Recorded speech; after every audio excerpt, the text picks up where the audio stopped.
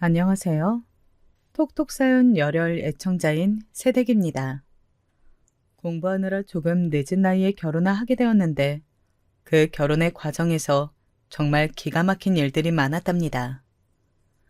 제 나이는 86년생, 올해 새로 적용한 나이로는 딱 37이 되었네요. 요새 결혼을 많이들 늦게 한다고 하지만 그래도 주변 친구들 거의 다 결혼하고 저 혼자만 미혼이었던 걸 감안하면 그래도 조금 늦은 감이 없지 않아 있네요. 물론 거기에는 이유가 있었습니다. 저는 어릴 적부터 공부벌레로 자랐습니다. 석사 졸업을 한 이후에 잠시 직장 생활을 하기도 했지만 공부에 대한 욕심이 계속 생겨서 비교적 늦은 나이에 박사 과정에 지원을 했습니다. 연구실 동기들 중에는 나이가 제일 많았어요. 연애를 아예 안 해본 것은 아니지만 길게 해봐야 1년 남짓. 그마저도 공부를 한다는 핑계로 깊은 관계를 맺지는 못했습니다. 그러다가 같이 박사과정을 준비하던 2살 연하의 남편을 만나 힘들었던 시기를 함께 이겨내며 정을 쌓았고 결국엔 그것이 부부의 연으로까지 이어지게 되었습니다. 남편과 저는 서로 얼마나 죽고 못 살았는지 둘 다 아직 박사 학위도 취득하지 못한 연구생 신분일 때 결혼을 하게 되었습니다. 주변에서는 한쪽이라도 경제적으로 안정되어 있을 때 결혼을 하는 것이 좋지 않겠냐며 우려의 목소리를 높였지만 저와 남편은 평생 함께 공부만 하면서 살 수 있으면 조금 가난해도 괜찮다는 주의였기에 과감히 결혼을 결심했습니다. 지금도 연구원에서 나오는 연구비로 근근히 생활을 하고 있지만 그것만 있어도 남편과 저는 얼마나 행복한지 모르겠습니다. 남편의 집안은 대대로 학자의 집안이었습니다. 엄청 부유하다고 할 수는 없지만 시아버지가 오랫동안 대학 교수로 일을 하셨고 남편의 형 2명도 다 박사과정을 거쳐 대기업에 입사한 인재들이었죠. 막내인 아들인 남편은 대학을 졸업하고 약간의 방황의 시간이 있었다고 해요. 형들은 다 탄탄대로로 학위도 따고 취업도 하고 있는데 정작 본인은 정말 하고 싶은 일을 찾지 못해 허송세월을 보냈다고 해요. 그러다가 뒤늦게 저와 같은 전공인 이 분야에 눈을 뜨게 되어 정말 열심히 공부를 했어요. 사실 처음엔 눈에 잘 띄지 않는 그저 대학원 후배 정도로만 여겼는데 매일같이 함께 밤을 새고 연구하다 보니 정이 들었어요. 그 사람의 본 모습을 가까이서 보기 시작하니까 정말 알면 알수록 좋은 사람이더라고요. 이 사람이라면 내 남은 삶을 함께해도 되겠다 싶었습니다. 그렇게 남편에게 꿈만 같은 프로포즈를 받고 얼마 지나지 않아 상견례 날이 다가왔습니다. 이 이야기가 참 재미있습니다. 정말 드라마에서나 나올 법한 얘기랍니다. 상견례 날이 되자 저는 공부만 하느라 찌들었던 모습을 잠시 탈피하고 나름 단정하게 꾸미고서 나섰습니다. 저는 외동딸이었기에 엄마, 아빠, 저 셋뿐이었지만 남편 집안은 삼형제로 아주버님들이 다 결혼을 하셨으니 시어머님, 시아버지까지 총 7명이나 되었죠. 예약되어 있던 룸에 저희 가족이 먼저 도착하고 시아버지, 시어머니와 남편이 도착해서 이런저런 이야기를 나누고 있었습니다. 그때까지 분위기는 아주 순조로웠어요. 그런데 이내 노크 소리가 들리더니 큰 아주버님 내외가 들어서는데 형님 되실 분이 낯이 많이 익었습니다. 큰 눈에 오똑한 코, 늘씬한 몸매에 그 모습은 분명 제가 알던 그 사람이었습니다. 어서 오세. 어? 아니, 너 임지영? 너가 어떻게 여기... 아니 그럼 내 시언니 될 사람이 너야? 어머나 세상에. 어머, 어머나, 공부벌레 박수희? 어머 웬일이야? 도련님 결혼한다 그래서 새색시 될 사람이 누군가 했더니 그러게 정말 아, 어머님, 아버님, 지영이랑 저는 고등학교 동창이에요. 이런 데서 이런 인연으로 다 만나네요. 그래. 아이고, 사람 인연 참 신기하구나. 이왕 이렇게 된 거 잘 됐지 뭐냐. 야, 이제 형님이다 형님. 똑바로 모셔. 네, 그렇습니다. 상견례 날 마주한 손이 동서가 고등학교 동창이었던 임지영이라니 세상이 정말 좁습니다. 그런데 너 쌍둥이였잖아. 너 동생 지훈이. 지훈이는 어떻게 지내? 아, 지훈이? 놀라지 마. 지훈이는 지영이가 그 말을 하려는 찰나에 뒤이어 노크 소리가 들리고 작은 아주버님 내외가 들어서는데 안녕하세요. 저희가 좀 늦었죠? 반갑습니다. 임지훈이라고 해요. 어머나, 임지훈, 너까지? 이게 어떻게 된 거야? 어머나, 박수희, 너 박수희야? 웬일이야, 웬일? 언니, 알고 있었어? 정말 놀라운 일의 연속이었습니다. 첫째 형님이 학창시절 동창인 것도 놀라운데 그 쌍둥이 동생마저 연이어 둘째 동서라니요. 현실은 항상 드라마보다 더 드라마 같다니까요. 세상에 이런 신기한 일이 살다 보니 생기는구나. 우리 형준이 뒤늦게 장가 보내느라 마음고생이 이만저만이 아니었는데 새로 맞이한 며느리가 또 동서지간에 이미 연이 있다고 하니 반가운 일이구나. 그래, 학창 시절엔 서로 사이좋게 지냈겠지? 네? 네, 그럼요, 어머님. 뭐야, 너 왜 말을 얼버무려? 어머니 오해하시겠다, 얘. 아무튼 잘 부탁해, 동서. 형님은 제 팔뚝을 살짝 꼬집으며 이를 꽉 깨물면서 얘기했습니다. 자기들도 뭔가 찔리는 게 있긴 있나 보죠? 이게 무슨 이야기냐고요? 사실 제가 말을 얼버무린 데에는 다 이유가 있었습니다. 제 손이 동서가 될 임지영, 임지훈 쌍둥이 자매는 학창시절 알아주던 일진이었거든요. 저는 공부만 했기 때문에 직접적으로 부딪힐 일은 많지 않았지만 사실 별로 좋지 않은 기억이 있는 친구들입니다. 고등학교 시절부터 술, 담배는 물론 남자친구도 쉼없이 갈아치우던 친구들이었어요. 게다가 언니가 사귀던 남자를 동생이 사귀기도 하고 동생이 사귀던 남자를 언니가 사귀기도 하고 막장도 그런 막장이 없었습니다. 그도 그럴 것이 둘 다 외모가 눈이 부시게 예뻐서 같은 학교 학생들은 물론 방과 후엔 옆 학교 남학생들까지 이 자매들을 보려고 줄을 설 지경이었습니다. 허구한 날 연예기획사 명함을 받은 것은 일상이었습니다. 술, 담배만 하면 자기들 수명 단축하는 거니까 그러려니 해도 학생들 사이에서도 평판이 좋지 않았습니다. 동급생들 돈을 뺏기도 하고 학교가 끝나면 폭주족 오빠들이 데리러 와서는 밤새 놀다가 아침에 다시 커다란 오토바이 괜음을 내며 학교에 데려다 주곤 했습니다. 화려하다고 해야 할지 몰상식하다고 해야 할지 그 두 자매는 정말 문자 그대로 일진의 안 좋은 예를 있는 그대로 보여주는 학생들이었습니다. 그런 자기들의 과거를 알고 있는 제가 가족이 될 상황에 놓여 있으니 아마 적잖이 당황했겠죠. 아무튼 오늘은 좋은 날이니까 우리 과거는 잊고 앞으로 가족으로서 행복하게 지내자. 언니보다 항상 더 능청과 넉살이 좋았던 작은 형님이 구렁이 담 넘어가듯 그 상황을 모면하려고 하자 의아해 하시던 시어머님이 한 말씀 하셨습니다.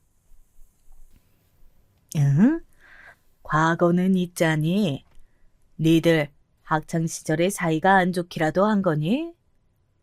어머, 아니에요, 어머님. 우리가 고등학교 때 얼마나 친했는데요? 맞지, 수희야? 아니, 동서. 사실 학창 시절에 저한테는 그렇게 피해를 주지도 않았고, 저도 차라리 아예 모르는 손이 동서보다는 실체를 아는 사람들이 손이 동서인 게 나을 수도 있어서 저는 아무것도 모르는 척 그날 자리는 좋게 넘어가고자 했습니다. 그럼요, 어머님. 형님들이 학창 시절부터 얼마나 미모가 뛰어났는지 그때부터 팬클럽이 있었을 정도였다니까요. 어머, 얘, 그만해. 다 지난 일이야. 민망하다. 그렇게 두 사람의 과거는 묻어주기로 하고 상견례 자리는 순조롭게 마쳤습니다. 그런데 며칠이 지나지 않아 상견례 날 저와 마주한 형님들은 어떻게 제 번호를 알았는지 제게 전화를 해왔습니다. 여보세요? 야, 수희야. 나 지영이. 너가 내 번호를 어떻게 알고? 남편한테 물어봤지. 할 얘기가 있어서. 할 얘기가 뭔데? 그게 너도 알다시피 우리는 서로의 학창 시절 모습을 다 알고 있잖아. 그래서 남편이랑 시댁 식구들 앞에서는 그런 거 모른 척 좀 해달라고. 지훈이도 마찬가지고. 아, 참나. 내가 뭐 폭로라도 할까봐? 너네가 언제 그런 거 무서워했니? 찔리는 거라도 있나 보지? 어머, 이 지집애 말하는 것 좀 봐. 야, 아무리 그래도 남편이랑 시부모님 알아서 뭐 좋은 얘기라고 굳이 앞서서 얘기할 거 없잖아. 우리 그래도 그 시절의 인연이 좀 있는데 좋게 좋게 넘어가자. 응?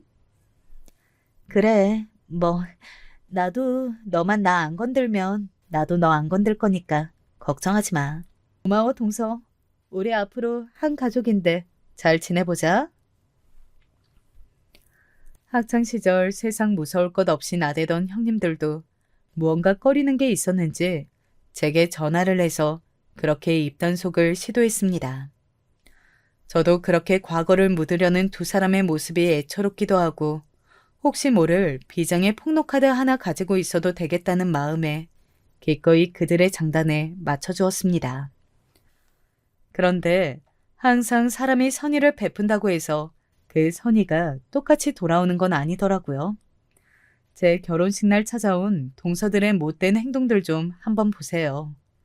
상견례 후 얼마 지나지 않아 결혼식을 치렀는데 저와 남편 둘 다 아직 가난한 대학원생이라 결혼식에 큰돈을 들이고 싶지 않아서 제가 어릴 적부터 오래 다닌 조그만 교회 예배당을 빌려 간소하게 식을 올렸습니다. 그런데 형님들이 신부 대기실에 찾아와서는 처음엔 반갑게 인사하더군요. 어머, 박수희, 너도 이렇게 꾸미니까 너무 예쁘다. 예, 결혼 축하해. 도련님이랑 행복하게 살아? 음, 그래, 고맙다. 아니, 고마워요, 형님들. 그런데 그렇게 신부 대기실을 나가면서 자기들끼리 얘기를 하는데 그게 다 들리는 줄도 모르고 신나게 떠들어댔습니다. 근데 두 사람 신혼집은 어디래? 말도 마, 언니. 강북에 전셋집 산대. 뭐? 전세? 그것도 강북? 아니, 우리 집안 품격에 그게 말이 되는 얘기니? 내 말이. 언니, 나도 강남 제일 아파트 사는데 막내 동서가 강북 산다고 하면 어디 가서 쪽팔려서 어떻게 얘기하니? 진짜. 그렇게 골빈 형님들의 대화가 고스란히 저와 신부 대기실에 있던 하객들에게 들려서 정말 민망함을 감출 수 없었습니다. 그런 줄도 모르고 둘의 대화는 계속 이어졌습니다.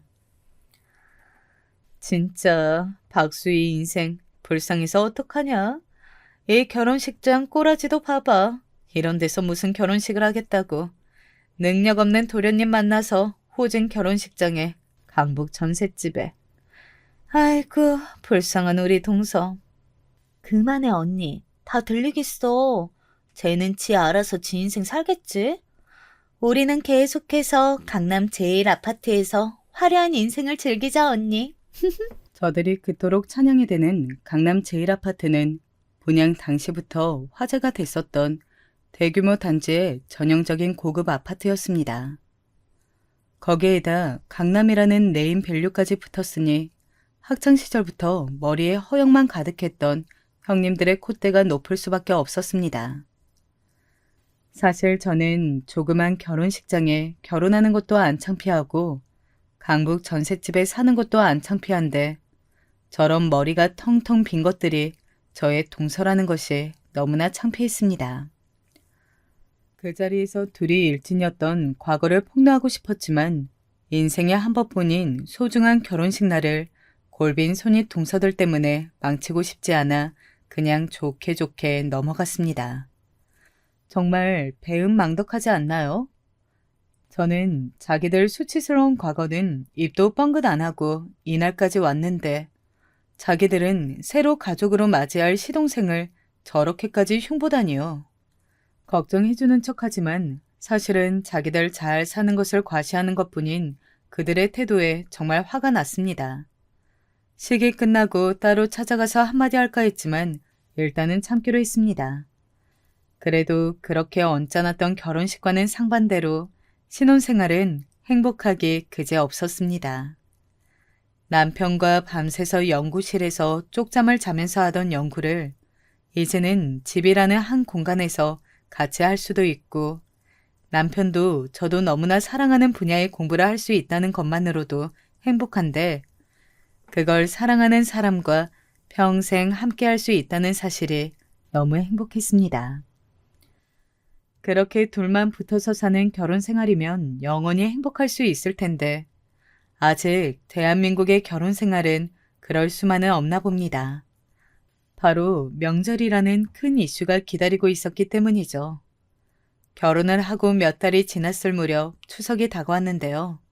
이때까지 명절 때 시부모님 댁과 두 아주버님 댁에서 번갈아 가면서 모임을 했었다고 하네요. 이번 차례는 큰 아주버님 댁이었습니다. 저는 정말 가기 싫었습니다. 그 잘난 강남 제1아파트로 우리를 불러들여 또 얼마나 자기네가 잘 사는지 거들먹거리는 게 뻔히 보였거든요. 자기들 사는 걸로 거들먹거리는 것까지야 좋다 이거예요. 그런데 왜 아무 부족함 없이 잘 살고 있는 저희 부부까지 걸고 넘어지면서 무시하느냐는 말이죠. 그나마 가족들이 다 서울에 살아서 명절 당일에만 저녁 식사를 한다고 해서 하루만 참고 견디자 하는 생각으로 버티기로 했습니다. 그렇게 마지못해 끌려가듯 첫 명절 모임에 간 날 역시 아니나 다를까 큰형님의 거들먹거림은 현관문을 들어서면서부터 시작되었습니다. 처음 들어선 큰형님의 강남 제1아파트는 정말 입이 떡 벌어질 정도로 세련되고 좋았습니다. 어머, 막내 서방님, 동서, 어서 들어와. 출입구부터 보안이 철저해서 오기가 쉽지 않았지.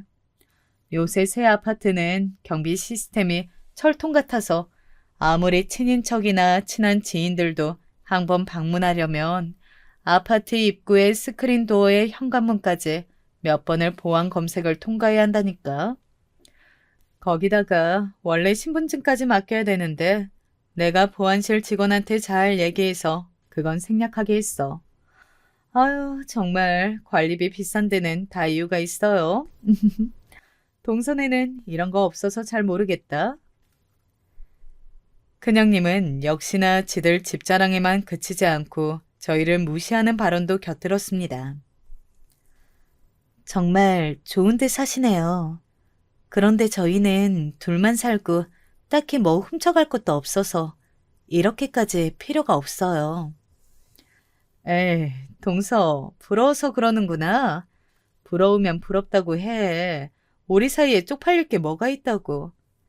서방님도 얼른 박사 따고 돈 벌어서 좋은 집으로 이사 가야죠. 우리 수희, 서방님 아내이기 이전에 제 친구라고요?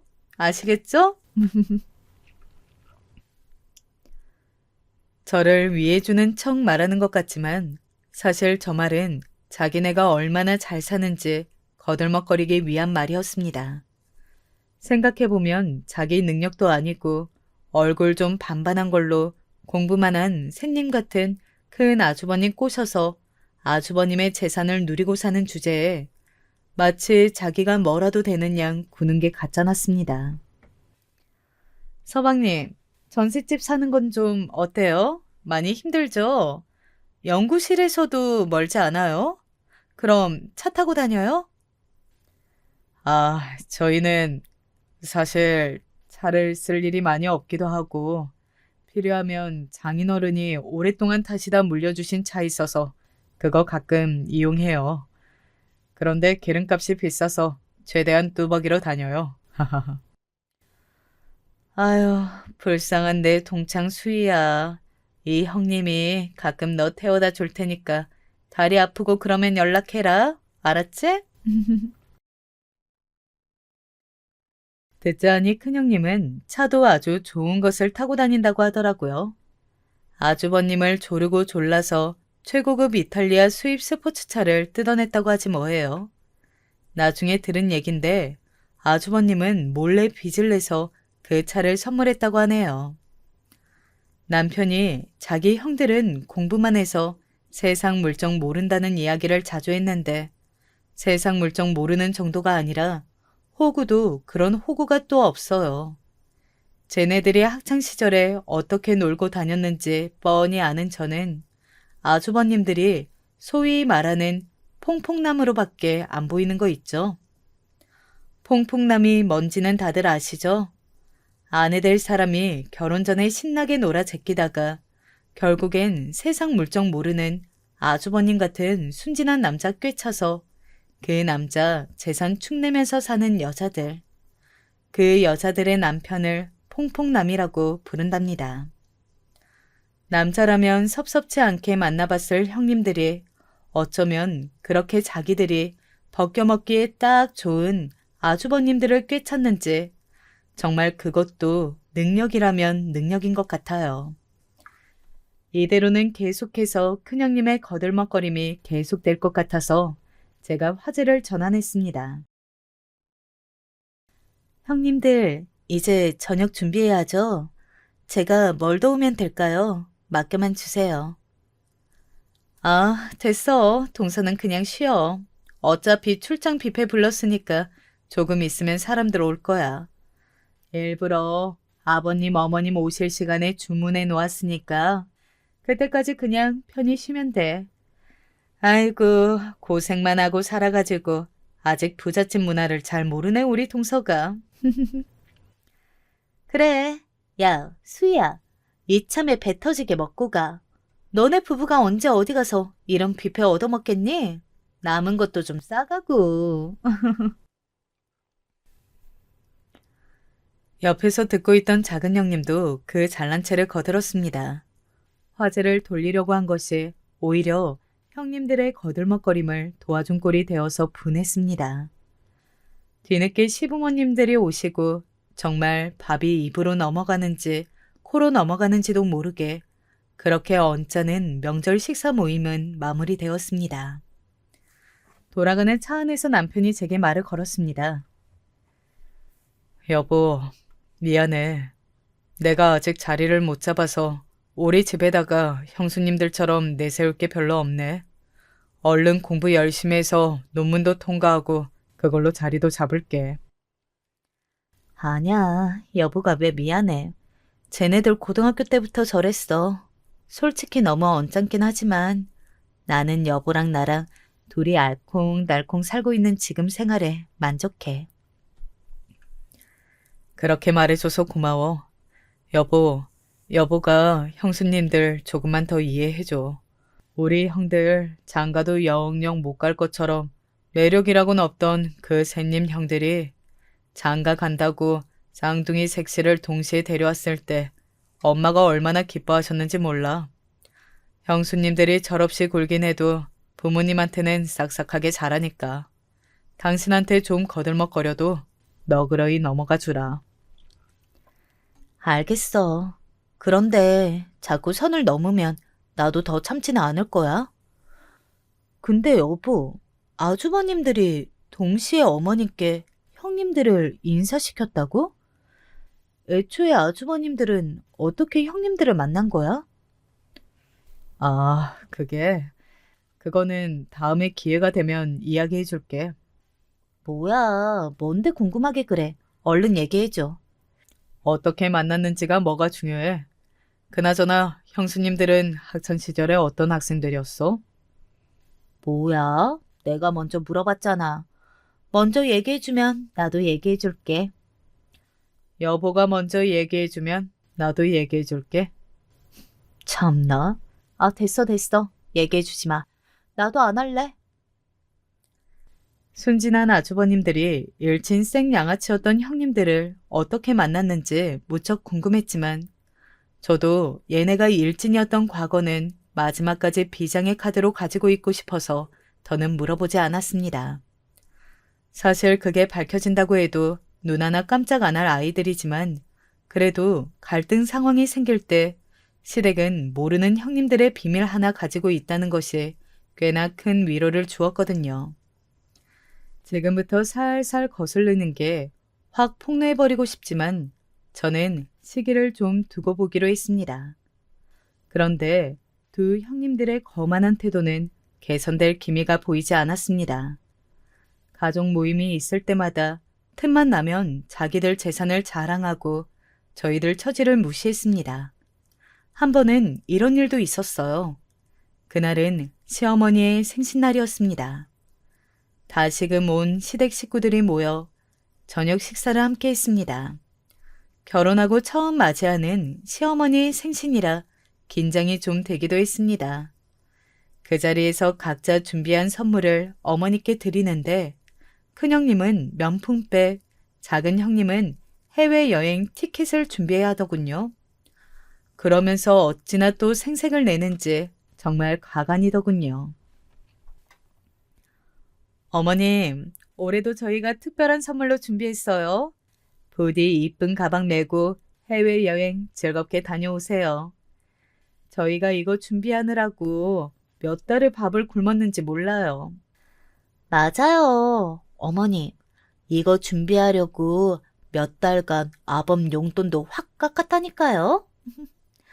근데 동서는 뭐 준비했어? 아, 저는 어머님, 이거. 형님들의 화려한 생신 선물 사이로 제가 건넨 것은 핸드폰 가죽 케이스였습니다. 친한 친구가 가죽 공방을 해서 그 친구의 도움을 받아 친구와 함께 직접 만든 것이었습니다. 어머님, 요새는 지갑을 잘 안 들고 다니고 핸드폰 케이스 뒤에 이렇게 카드 몇 장 넣고 다니는 게 유행이래요. 어머님 편하게 다니시라고 직접 만들어 봤어요. 아이고, 고맙다, 아가. 어쩜 이렇게 솜씨가 좋노? 안 그래도 할미가 되니까 지갑 들고 다니기가 어찌나 무거운지. 이참에 핸드폰 하나만 들고 다니면 되니 잘 됐지 뭐냐? 고맙다 정말. 시어머니는 형님들의 화려한 선물을 받으실 때와 똑같이 기뻐하시고 좋아하셨습니다. 그렇게 훈훈하게 선물 전달이 마무리되려는데 역시나 형님들이 초를 쳤습니다. 이봐 동서, 고작 준비한 게 핸드폰 가죽 케이스야? 그것도 정품도 아니고 직접 만들었다고? 에이, 너무 성의 없다. 어머님 체면이 있는데 아무리 없이 살아도 그렇지. 이럴 거면 그냥 현금으로 드리지 그랬어. 그래, 동서. 언니랑 나랑은 이 선물 준비하려고 몇 달을 돈을 열심히 모았는데 동서는 꼴랑 가죽 공방 가서 하루 동안 만들어 온 가죽 케이스야? 아직 우리 집안 클래스를 잘 모르네, 얘가. 다시금 이어지는 형님들의 비아냥과 조롱에 저는 화가 나서 말했습니다. 형님들. 그래요. 저희는 형님들만큼 형편이 넉넉지 않아서 비싼 선물은 준비하지 못했어요. 그래도 이 케이스 가죽 공방 15년 넘게 운영해온 친구 도움받아서 한 달 넘게 제작한 거예요. 가죽도 이태리 명품 브랜드에서 쓰는 가죽보다 훨씬 좋고 튼튼한 가죽이에요. 모르긴 몰라도 큰형님이 드린 그 명품 가방 가죽보다도 훨씬 품질이 좋을걸요? 어머, 동서, 자격지심이 심하네? 아무리 그래도 어따 대고 이 샤넬이랑 그 근본도 모르는 가죽이랑 비교를 해. 비교할 걸 비교해야지. 그러지 말고 다음부터는 우리랑 상의해서 같이 준비해. 동선에 없이 사는 거 우리가 잘하니까 무리하게 뜯어먹지는 않을게. 아이고, 그만들 해라. 나한테는 너희가 준 선물 하나하나가 다 고맙고 소중하다. 막내 아가도 얼마나 열심히 이걸 만들었겠니? 이 시간 이후부터는 선물 가지고 입도 뻥긋하지 말거라. 끝까지 비아냥거리는 형님들에게 더 맞불을 놓아 쏘아붙이려는 순간 시어머니가 제지하셨습니다. 저는 정말 머리 끝까지 화가 치밀어 올랐지만 시어머니가 말리고 나서시니 꾹꾹 눌러 참을 수밖에 없었습니다. 그렇게 추석과 시어머니의 생신으로 이어지는 가족 모임에서 계속해서 형님들의 불쾌한 언행들을 마주해야 하니 스트레스가 이만저만이 아니었습니다. 처음에는 고교 동창생들이 손익 동생인 게 더 나은 건가 싶었지만 겪어보니 그게 아니었습니다. 오히려 이것들이 동창생이라고 저를 더 쉽게 생각하고 더 무시하는 거 아니겠어요? 지금이라도 시부모님과 아주버님들을 몰래 찾아가 형님들이 고등학교 때 얼마나 질이 안 좋은 학생들이었는지 다 폭로하고 싶은 심정이었습니다. 하지만 지금 상황에서 그렇게 한들 믿어주실지도 모르겠고 믿어주신다고 해도 괜히 저만 이상한 사람이 될 것 같았습니다. 왜냐하면 형님들은 시부모님들을 어떻게 구워 삶았는지 두 사람을 엄청 이뻐하셨거든요. 그런 상황에서 제가 형님들의 흠을 잡는 이야기를 해봤자 제가 형님들을 질투해서 그러는구나 생각하실 게 뻔했거든요. 정말 시원하게 형님들에게 반격을 하고 싶은데 그럴 만한 비장의 카드를 가지고 있음에도 쓸 수 없는 상황이 너무 답답했습니다. 그렇게 형님들만 생각하면 분통이 터지는 나날들이 이어지고 있었습니다. 하지만 언제나 세상은 저에게 끊임없이 억울한 일만 선사하다가도 가끔 한 번씩 제게 유리한 상황을 열어주기도 하죠. 제게도 드디어 복수의 기회가 다가왔습니다. 그날은 해가 바뀌고 설날이 다가오던 때였습니다. 이번에도 역시 어느 집에서 명절 모임을 할지 정하느라 잠시 여자들만 모이게 되었는데 웬일로 시부모님께서는 막내인 저희 집에서 이번 명절을 보내고 싶다고 하시더군요. 저희야 흔쾌히 그러자고 했지만 형님들이 또 딴지를 걸고 넘어섰습니다. 아니, 어머님, 거기가 어디라고 멀리 강북까지 가시겠다고 그러세요. 동선에 빼고 저희 다 강남 사는데 와도 동선에가 와야 맞죠. 안 그래, 동서? 신혼 초부터 편하게 시집살이 할 궁리하는 거야, 지금? 아니, 무슨 말을 그렇게 심하게 하세요, 형님. 제가 먼저 오시라고 했나요? 어머님이 오신다고 했지. 아이고, 니들은 붙어 있기만 하면 투닥대는구나. 막내 아들 장가 보내고 공부하느라 바쁘다고 제대로 가보지도 못했는데 이번 기회에 다 같이 막내네 집에서 모이면 좋을 것 같아서 한 결정이니 그런 줄 알거라. 네, 어머님, 그럼 어쩔 수 없죠. 아휴, 한강 건너 올라간 지가 언제인지. 언니, 그만 투덜대고 이번에는 그렇게 하자. 형님들은 저희 집에 오는 것이 무슨 누추하고 더러운 곳에 겨우겨우 오는 것 같은 태도를 보이는데 굉장히 언짢았습니다. 그래서 저는 그동안 쌓여왔던 그들의 업신여김을 완전히 끊어내야겠다고 생각했습니다. 그래서 주소가 어떻게 되는데? 불러봐봐. 저는 마지못해 하는 형님들에게 또박또박 제가 사는 곳에 주소를 불러드렸습니다. 서울시 용산구 한남동 땡땡땡 번지 한남 탑 노블레스 아파트 103동 1501호예요. 응? 내가 지금 잘못 들은 거지? 어디라고? 왜요? 뭐가 잘못됐나요? 한남 탑 노블레스 아파트요. 들어보셨을 거 아니에요. 제가 거기 산다고요. 거짓말 치지 마. 지금 이 형님들 놀려? 시어머니도 계시는 자리에서 이게 뭐 하는 짓이야? 빨리 주소 제대로 안 불러? 못 믿으시겠으면 직접 와보시던가요. 왜요? 저는 이 아파트 살면 안 돼요? 안 되고 말고 거기는 100억이 넘는 아파트인데 전세 산다는 사람들이 그 집에 전세로 들어가 있다고? 아이고, 지나가던 개가 웃겠다. 동서, 우리한테 자격지심이 있는 거는 알고 있지만 아무리 그래도 어른들 앞에서 이런 장난은 선 넘었지. 저는 계속해서 못 믿는 형님들에게 제 신분증을 던지면서 얘기했습니다. 형님들, 이거 보세요. 여기 주소지 보시라고요. 제가 그동안 어머님 앞이라고 자제해왔는데 오늘 확실하게 짚고 넘어가야겠네요. 어머님, 잠시만 좀 양해해 주세요. 형님들은 제가 집어던진 신분증을 집어들더니 거기에 적힌 제 주소지를 보고서 놀라며 말했습니다. 아니, 진짜 탑 노블레스 아파트네? 이게 어떻게 된 거야, 동서? 강북에 전세 산다면서.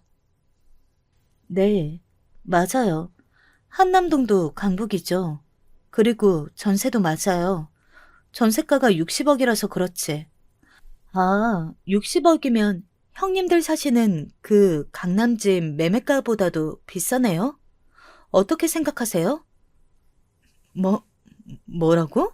아니, 너희가 돈이 어디서 나서 그런 집을. 네, 사실은 이랬습니다. 저희 부부가 사는 집은 위에서 말한 대로 한남동 부촌에 위치한 최고급 아파트입니다. 웬만한 강남보다 전세가며 매매가가 훨씬 비싼 곳이지요.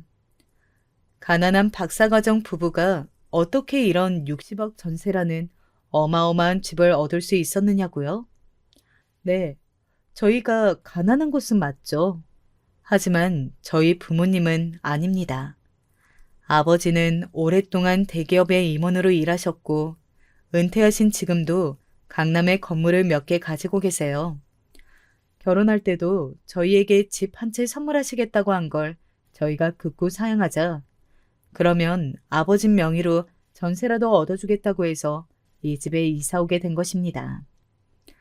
저희 부부는 처음부터 끝까지 모든 것을 저희 형편에 맞게 저희 돈으로 결혼 생활을 시작하려고 했지만 어렸을 때부터 외동딸인 저를 너무나 이뻐하신 아빠의 간곡한 부탁에 집만이라도 아버지의 바람대로 하자고 남편과 상의해서 결정하게 된 것입니다. 아니, 동서, 아니, 수희야. 그게 정말이야? 너 고등학교 때도 그런 티 한 번도 안 냈잖아.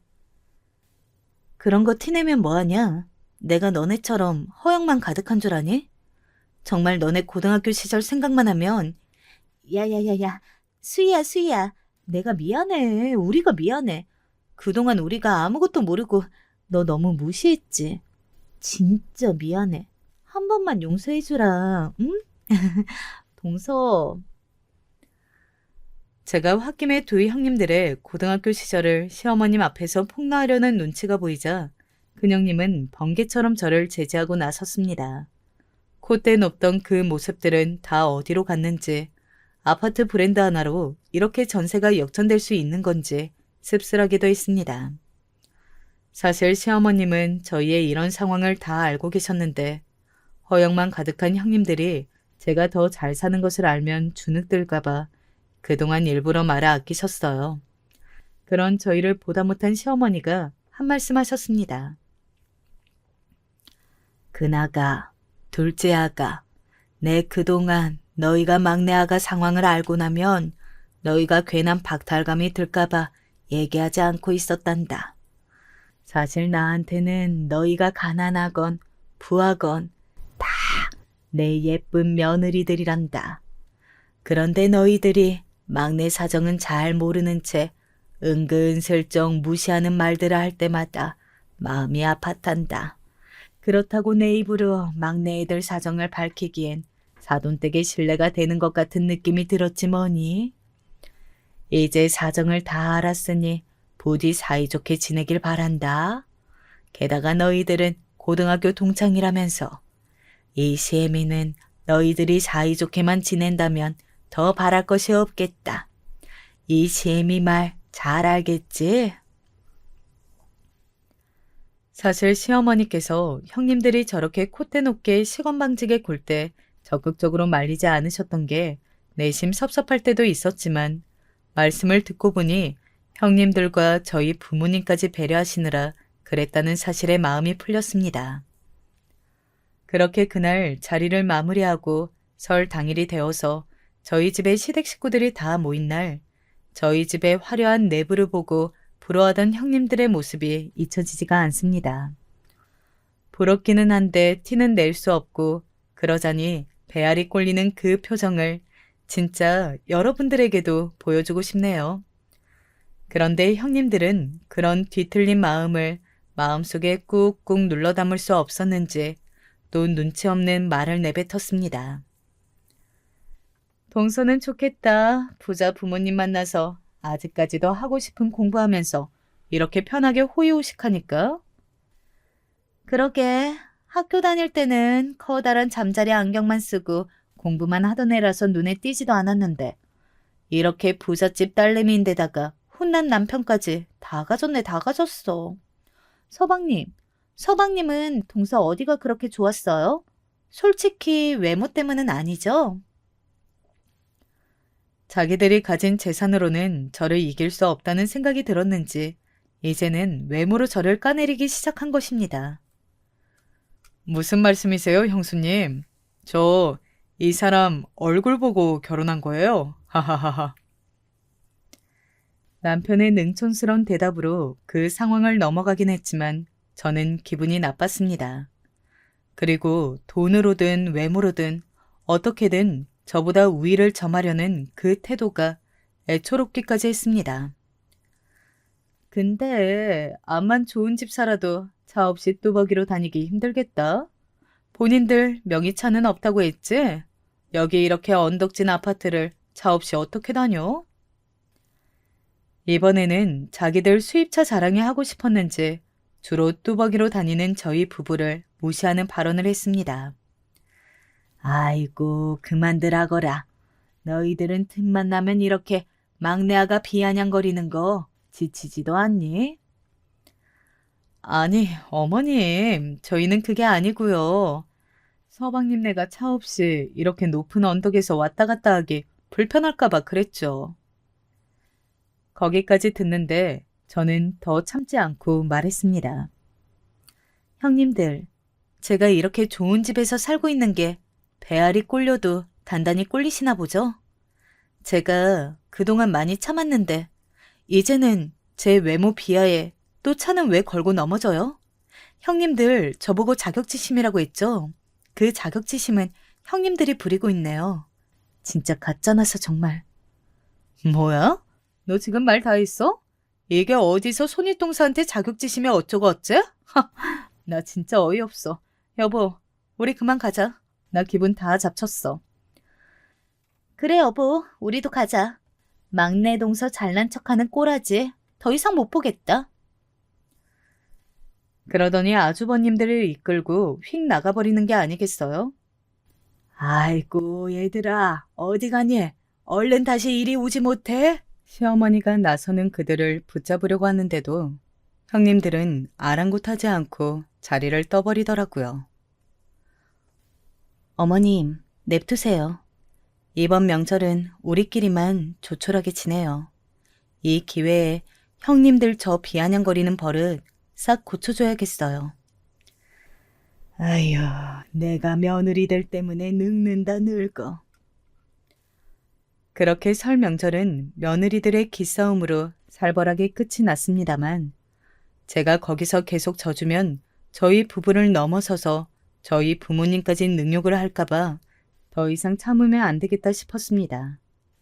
기회를 봐서 단단히 한번 혼을 내줘야겠다는 생각이 들었습니다.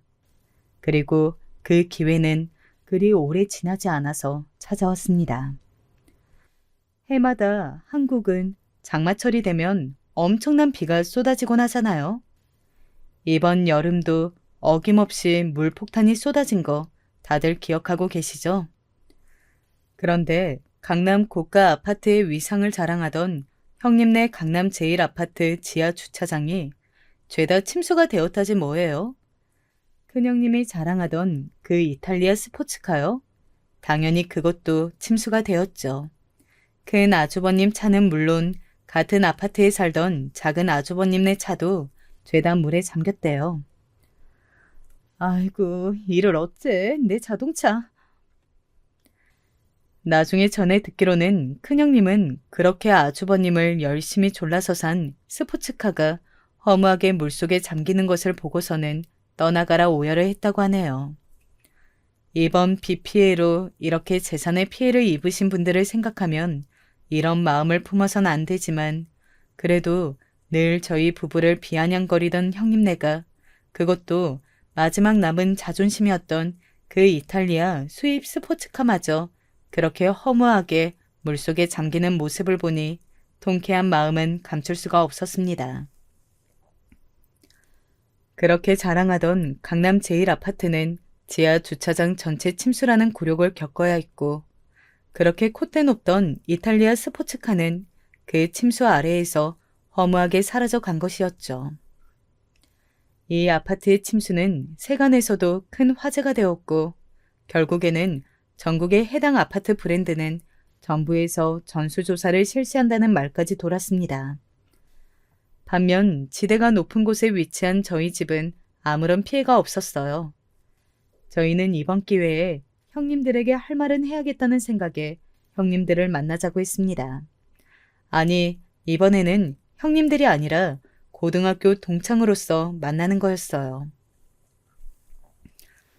야, 임지윤, 너네 나 좀 보자.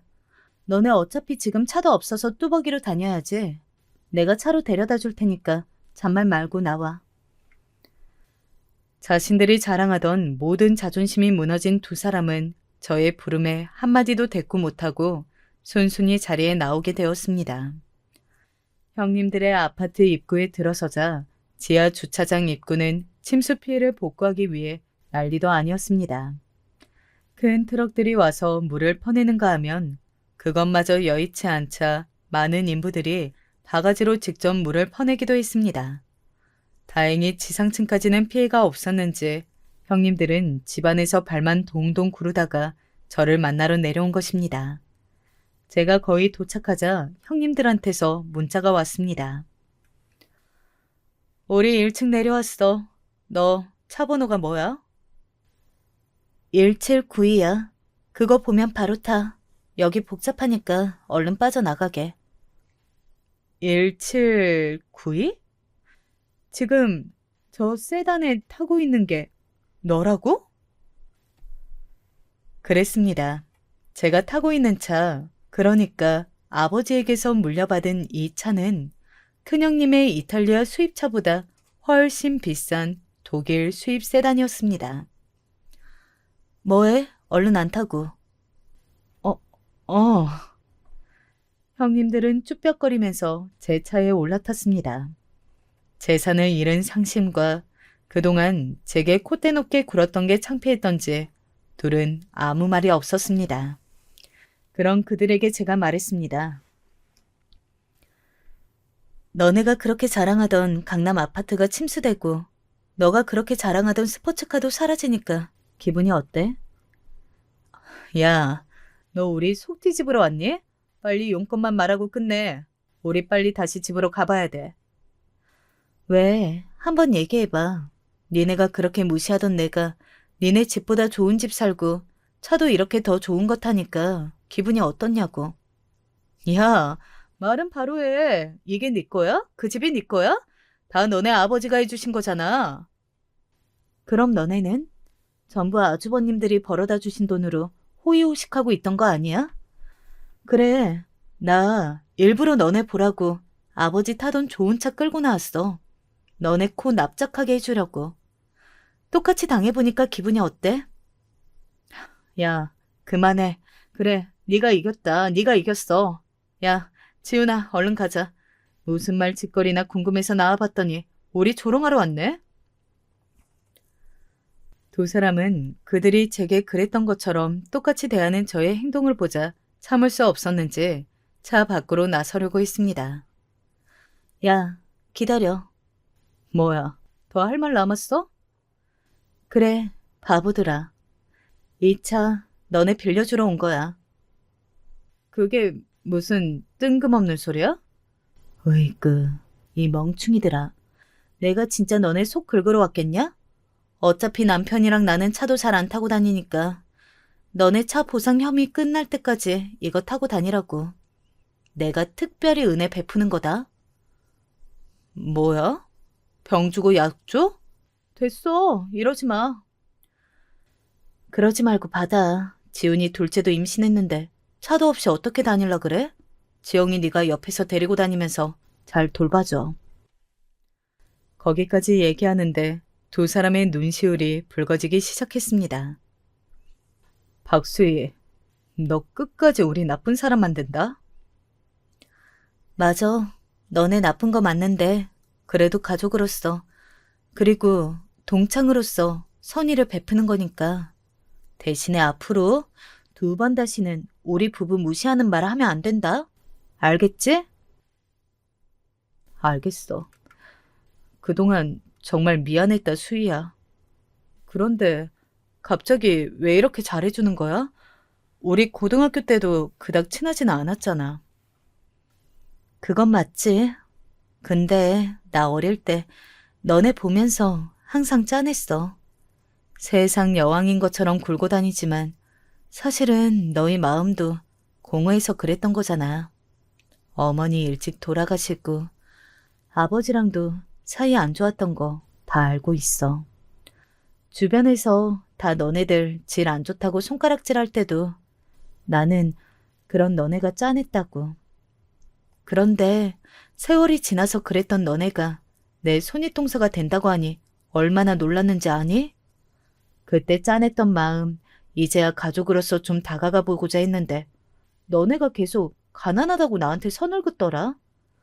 사실 나는 그 시절부터 너네 돕고 싶었어. 그런데 이제 와서야 그 기회가 왔네. 이 차 타고 당분간 편하게 다니고 혹시 지금 집에 머무르기 불편하면 우리 집에 와서 당분간 지내도 돼. 박수희, 고맙다. 정말. 사실 그랬습니다. 어렸을 때 공부만 해왔던 저는 자유분만한 이 두 자매가 때로는 부럽기도 했습니다. 그래서 불량하긴 했지만 알 수 없는 동경이 있기도 했고 나중에 집안 사정을 듣고 나서는 더 짠해지기도 했습니다. 하지만 노는 물이 달랐기에 학창시절 내내 가까워질 기회는 거의 없었죠. 그러다가 동서지간으로 이렇게 마주하게 됐을 때는 놀랍기도 했고 반갑기도 했지만 어릴 때 버른 못 고치고 건방지게 구는 모습에 역시 사람은 변하지 않는구나 하는 생각을 갖기도 했습니다. 그런 그들에게 저는 자비를 한번 베풀어 보고 싶었습니다. 어차피 그들이 그렇게 거들먹거리던 재산도 제 앞에서는 아무것도 아닌 게 됐고 악을 선으로 갚으라는 말도 있잖아요. 솔직히 이번에 차 빌려주는 것은 일종의 테스트였습니다. 이렇게 선의를 베풀었을 때 자격지심으로 저에게 날카롭게 굴면 영영 안 보고 살 생각이었는데 의외로 자기들 잘못 뉘우치고 눈물을 보이는 모습에 아, 내가 보는 눈이 영 틀리지나 않았구나 하는 생각을 갖게 됐죠. 그날 이후로는 형님들과 무난하게 잘 지내고 있습니다. 아니, 사실 제 말을 잘 듣고 있죠. 막내 동서는 저인데 제가 맏언니가 된 것처럼 굴고 있습니다. 동서, 아니 수희야, 오늘 뭐해? 오늘 너희 연구실 놀러 가도 돼? 나 까막눈이나 다름없잖아. 박사들 공부하는 데는 어떤지 구경하고 싶어. 수희야, 오늘 언니랑 근처 왔는데 점심 같이 갈래? 너 좋아하는 수제버거집 가자. 이런 식으로 틈만 나면 제게 앵기면서 친해지려는 시도를 하였습니다. 사실 그들도 애정이 부족했던 탓에 학창시절 그렇게 엇나갔던 것이라고 생각합니다. 이렇게 먼저 마음을 열고 선의를 베푸니까 금세 강아지처럼 졸졸 쫓아다니는 것을 보면요. 이런 얘기로 마무리를 지으려는 것은 아니었습니다만 아마 현재 방황하는 많은 청소년들도 마찬가지겠죠. 그들에게 사랑과 관심을 조금만 더 기울인다면 미래의 대한민국이 더 사랑이 넘치는 나은 곳이 될 거라는 생각이 듭니다. 그런 의미에서 형님들의 화려했던 고등학교 시절은 영원히 시댁 식구들에게 함구해 주기로 했답니다. 아, 그리고 남편이 미처 얘기 못 해줬던 아주버님들과 형님들이 어떻게 만났는지 얘기 궁금하시죠? 형님들이 절대 얘기하지 말라 그랬는데 살짝만 얘기하면요. 공부밖에 몰랐던 셋님 아주버님들이 하루만 일탈해보자 하고 클럽을 놀러 갔는데요. 거기서 그날 같이 놀러 온 형님들을 만나서 합석을 하게 되었다고 하네요. 그게 인연이 되어 결혼까지 일사천리로 하게 되었고요.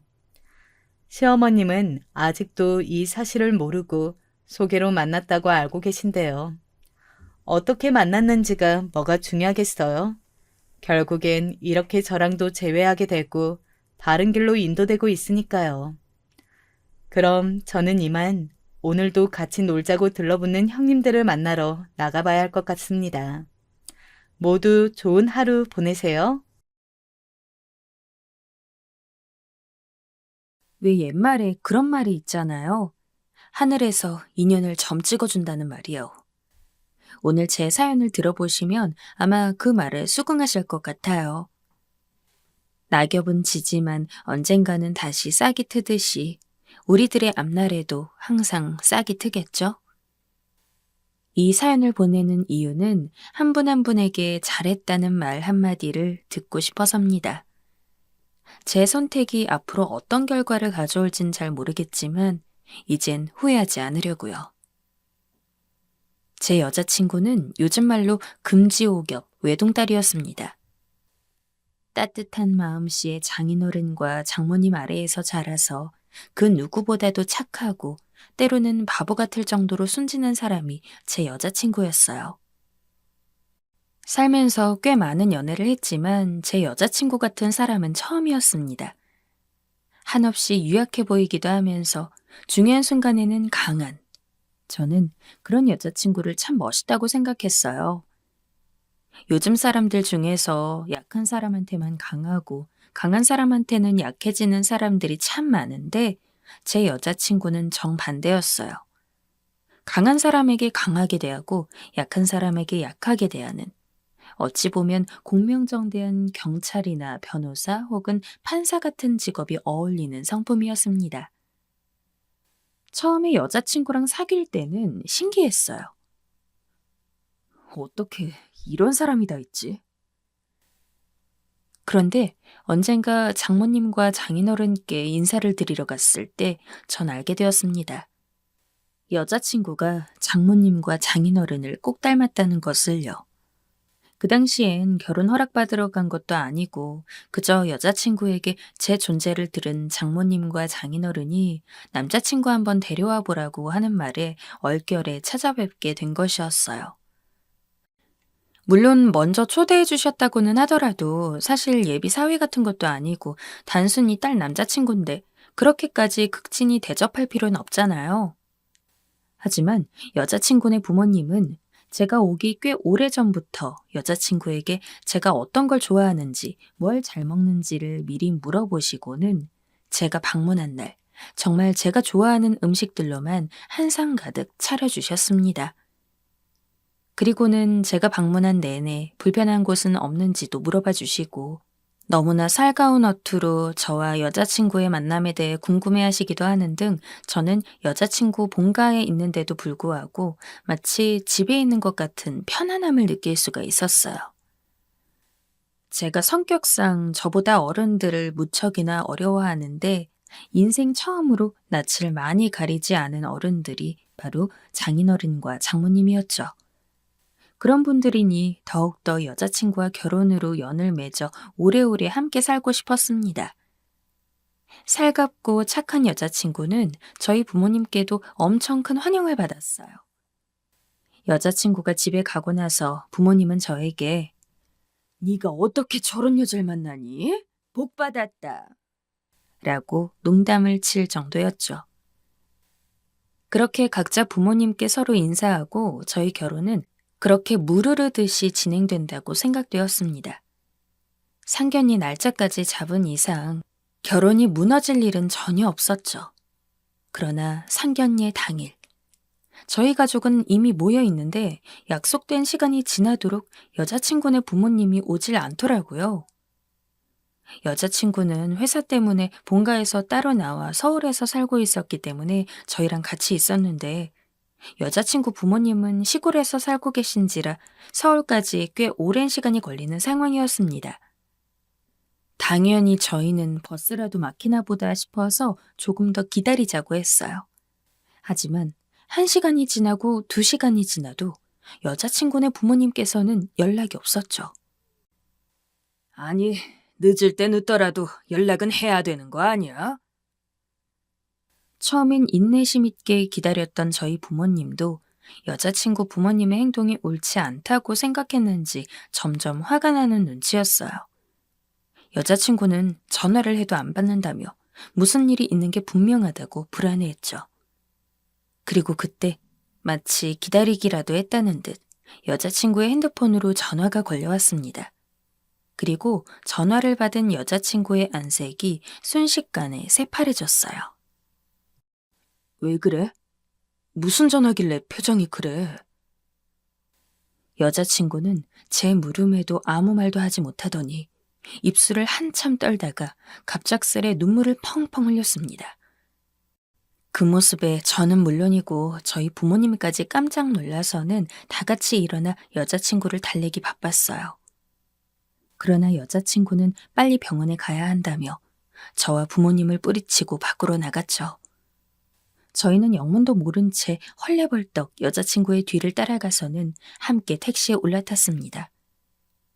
택시에서도 여자친구는 눈물을 멈추지 못했어요.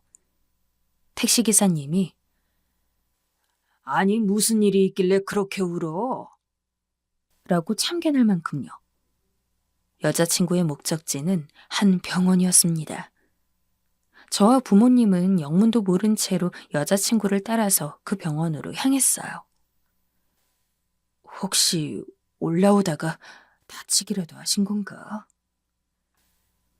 아무래도 여자친구는 울고 있고 목적지가 병원이다 보니까 전 속으로 여자친구 부모님께서 작은 사고를 당하신 거라고 생각했습니다.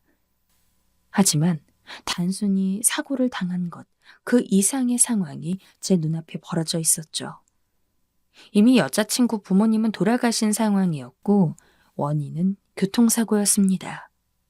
여자친구가 걸려온 전화를 받았을 때는 이미 여자친구 부모님께서 돌아가신 후 가족인 여자친구에게 전화가 왔던 거고 때문에 여자친구는 전화가 온 그 시점에서 본인 부모님이 하늘나라에 가셨다는 걸 아는 상태로 병원에 와야 했던 거였어요. 저희 모두가 그 상황에 할 말을 잃었습니다. 정말 모든 것이 완벽하다고 생각했는데 이제 정말 당장 결혼할 일만 남았다고 생각했는데 상견례 날에 장모님과 장인어른 되실 분이 교통사고로 돌아가시다니. 여자친구는 형제도 없었고 친척분들과 지인분들이 있었지만 힘들어하는 여자친구를 그냥 두고 볼 수 없었죠.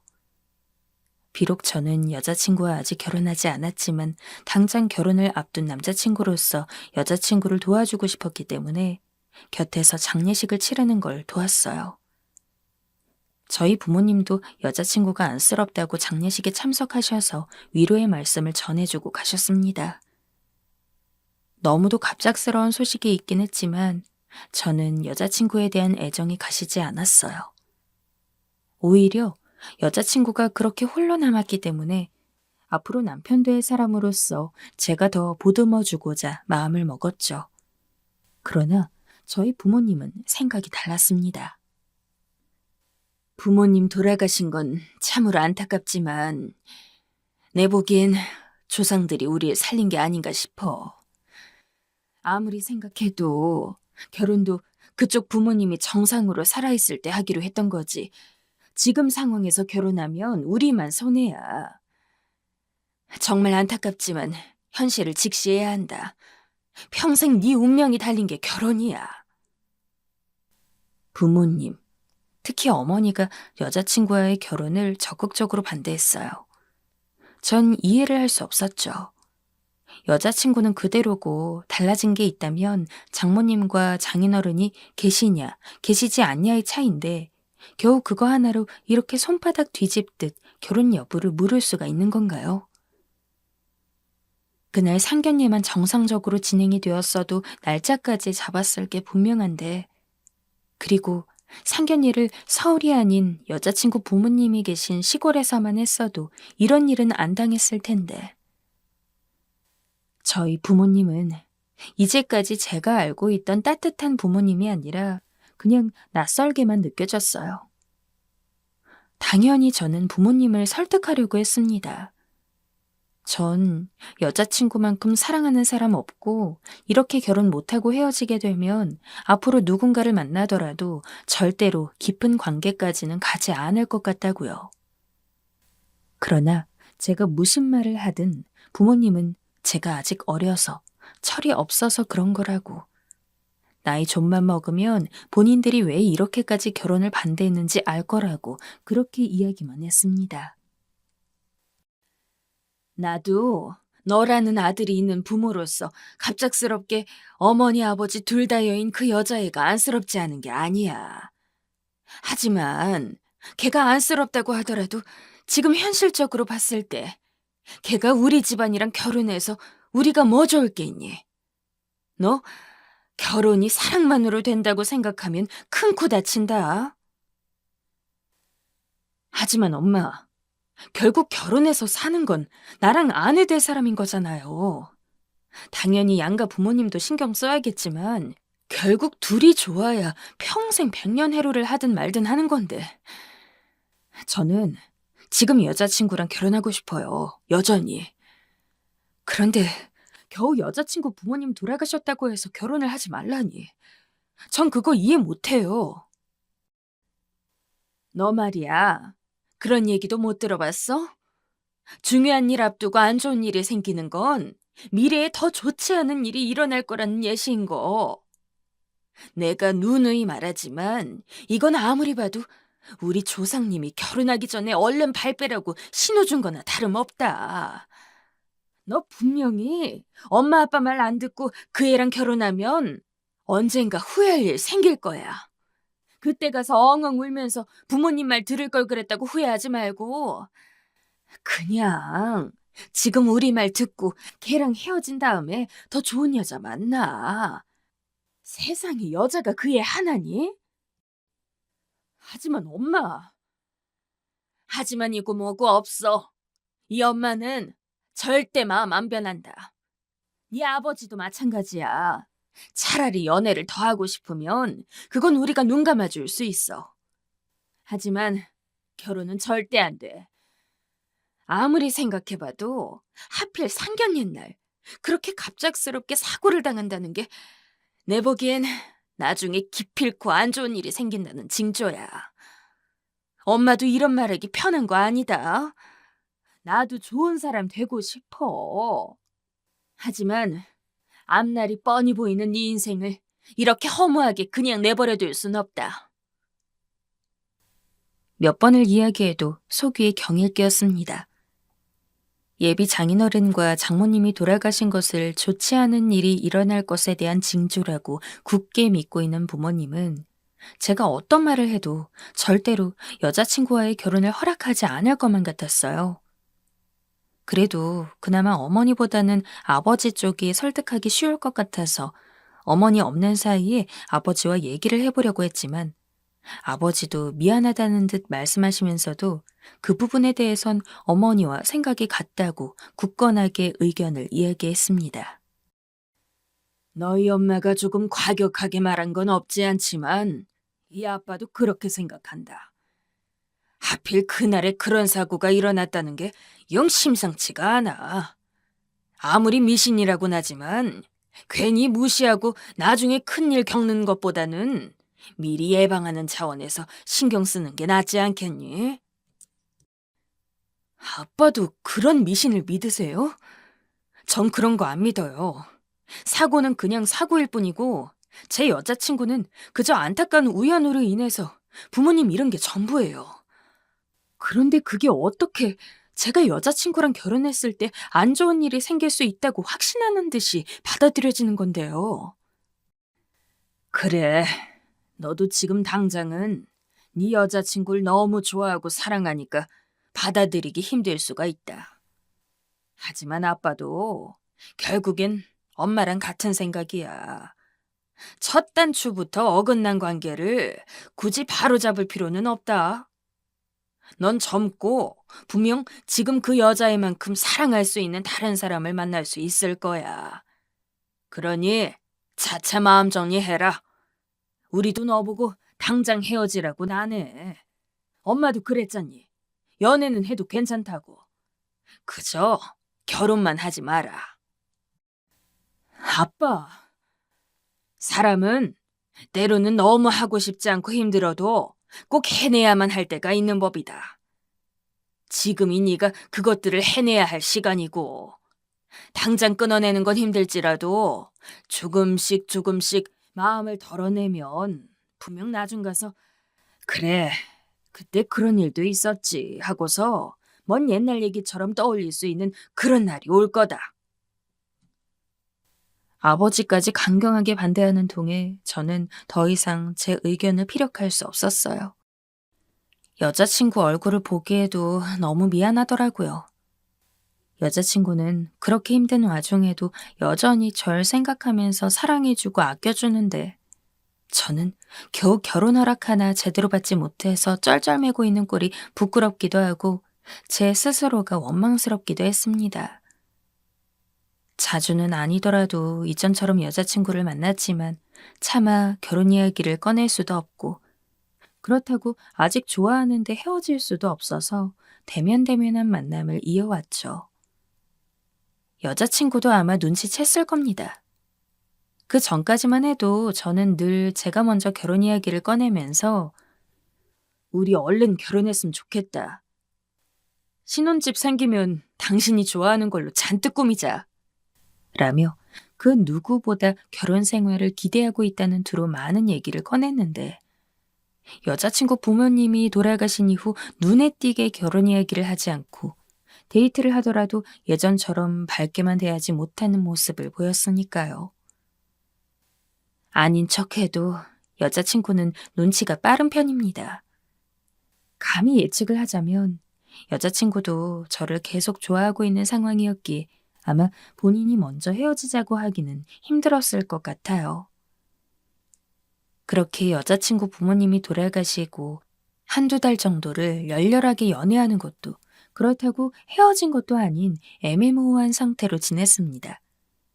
그런데 저희 어머니는 그런 모습조차 보고 싶지 않았는지 제가 모르는 새 여자친구에게 전화를 걸었나 봅니다. 우리 헤어지자. 처음에는 갑자기 여자친구가 먼저 헤어지자는 얘기를 꺼내길래 제가 너무 미적지근하게 대해서 화가 났나 싶었습니다.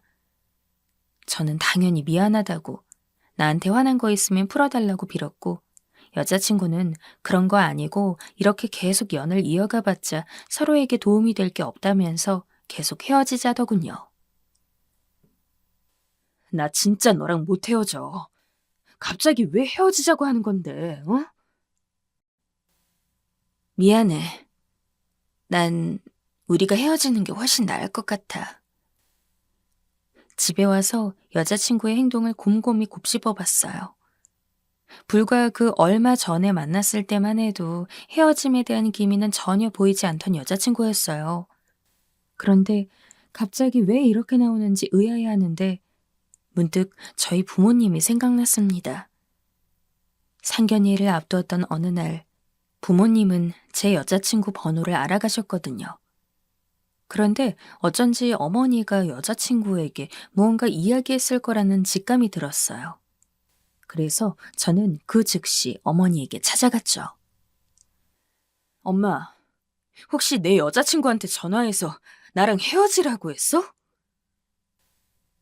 아니나 다를까 어머니는 저한테 그 사실을 숨길 생각도 없어 보였습니다. 고개를 끄덕이면서 맞다고.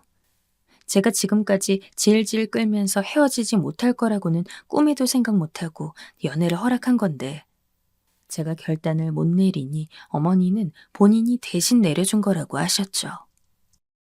내가 그때 연애를 허락한다곤 했지만 이렇게까지 천년만년 오래 사귀라는 건 아니었다. 난 한 달 정도면 다 정리하고 알아서 끝냈을 줄 알았더니 사내 녀석이 어쩜 이렇게 강단이 약한지. 그나마 걔는 좀 말귀를 알아듣더구나. 너도 이참에 얼른 정 떼고 헤어져. 빨리 다른 여자 만나야지. 엄마, 대체 뭐라고 하신 건데요? 엄마가 왜 제 연애에 그렇게 참견을 해요? 전 걔가 좋다니까요. 걔 말고 다른 여자 사귈 생각 없어요. 너는 애가 어쩜 그렇게 미련하니? 이 세상에 여자가 걔 하나인 것 같아? 걔보다 훨씬 나은 애들이 세고 셌다. 이렇게 된 거 보면 너랑 그 애는 인연이 아니야. 내가 걔한테도 이렇게 설명했더니 걔가 알겠다고, 자기가 잘 얘기하겠다고 그러더라. 너만 헤어지고 싶지 않다고 해서 욕심낼 일 아니다. 이 엄마랑 아빠가 우리 좋으라고 이러는 거야? 너 좋으라고 그러는 거지? 제가 아무리 마음을 굳게 먹어도 부모님이 더 강경하게 나오는 입장에서 아무런 힘도 없는 제가 할 게 없었어요. 게다가 이미 한 차례 저희 어머니에게 전화를 받은 여자친구도 헤어지는 게 맞다고, 이대로 쭉 관계를 이어가 봤자 아무것도 좋을 게 없다고 이야기를 하니 저 역시 조금씩 힘이 풀려갔죠. 물론 전 어떻게든 이 관계를 유지하고 싶었습니다. 안 그래도 부모님을 잃고 힘든 여자친구에게 저희 부모님은 저까지 뺏어가려고 하는 거였으니까요. 그러나 여자친구는 점점 제 전화도 받지 않고 아무리 문자를 보내도 답을 하지 않았습니다. 여자친구까지 저와 헤어지는 쪽으로 마음을 기울이니 저라고 해서 별 도리는 없었죠. 바보 같은 모습이지만 저는 시간이 갈수록 여자친구와 헤어져야 하는 상황을 마음속으로 조금씩 받아들일 수밖에 없었죠. 그러던 어느 날이었습니다. 여자친구가 제 연락을 받지 않은 지 2주 정도 되던 때라고 기억을 해요.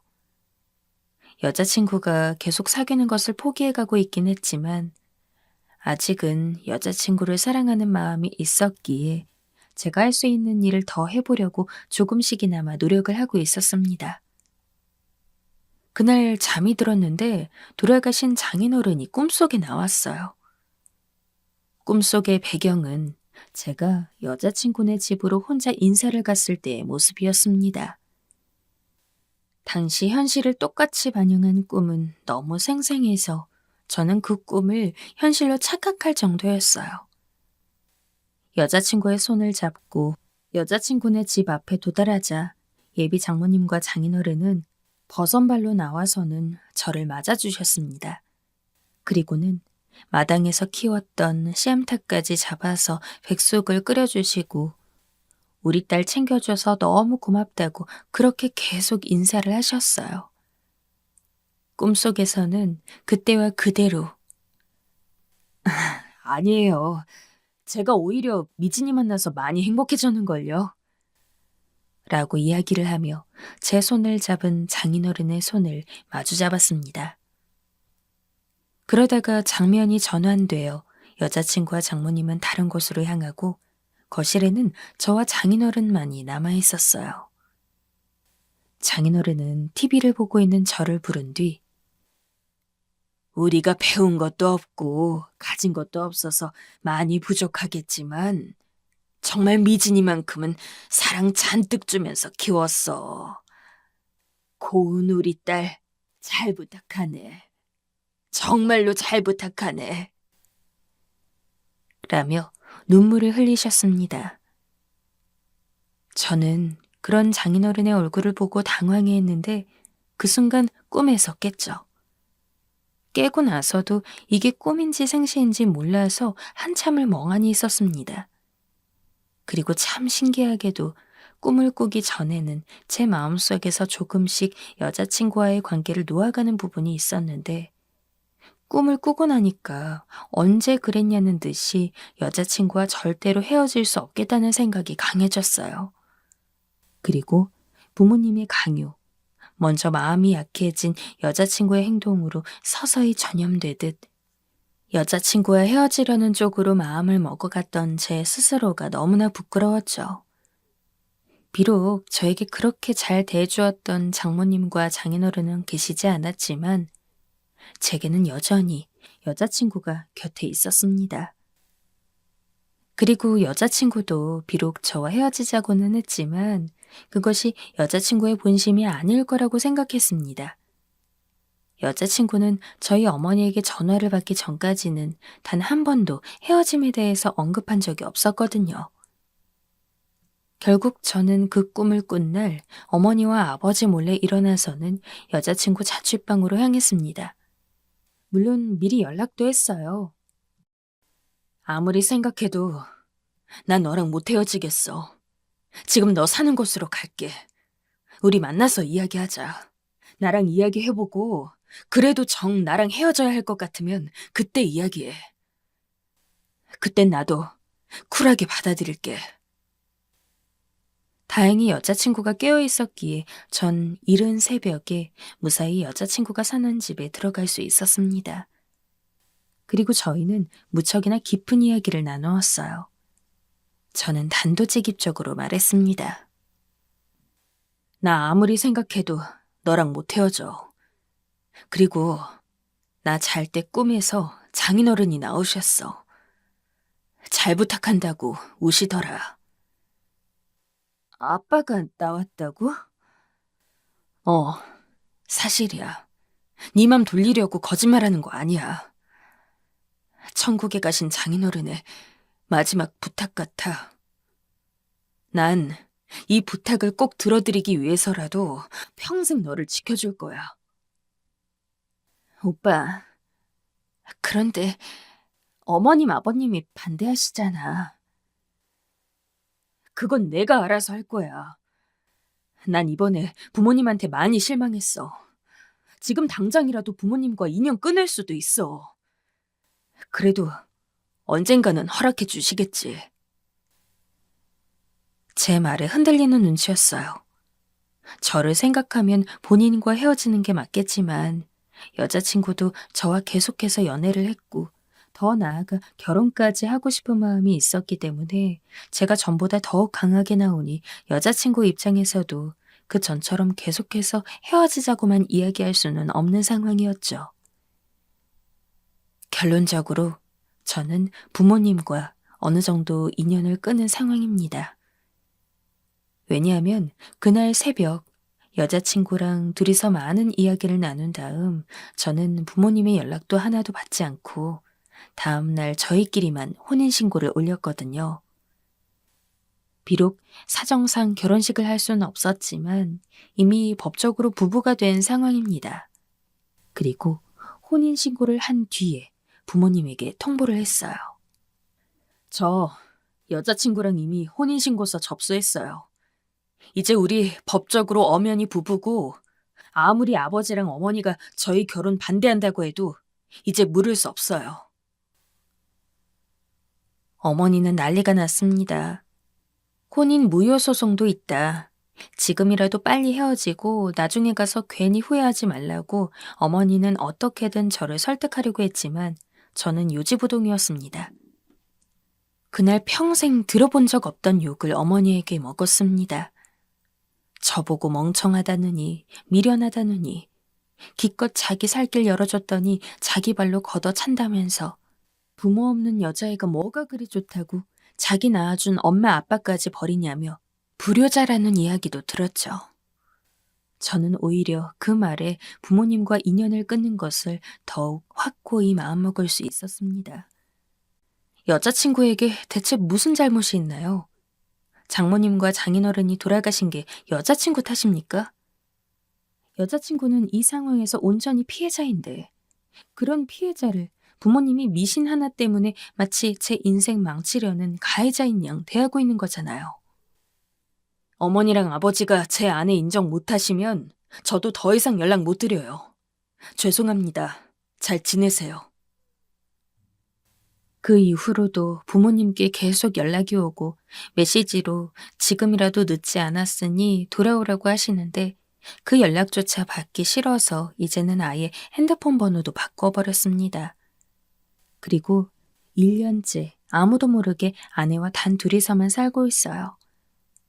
명절 때 그리고 부모님 생신이 되면 어머니도 아버지도 얼굴 한번 보고 싶긴 하지만 아마 앞으로도 부모님 뵐 일은 없을 거예요.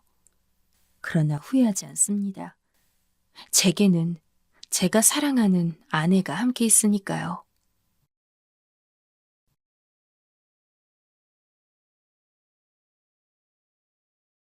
안녕하세요. 쓸쓸한 인생을 살고 있는 사람입니다. 제게 한 가지 고민이 있어 어렵게 사연을 보냅니다. 저 같은 기구한 인생이 있을까요? 끝까지 들어주시길 부탁드립니다. 아들이 결혼을 하고 나서 너무도 갑작스럽게 아내가 세상을 떠났습니다.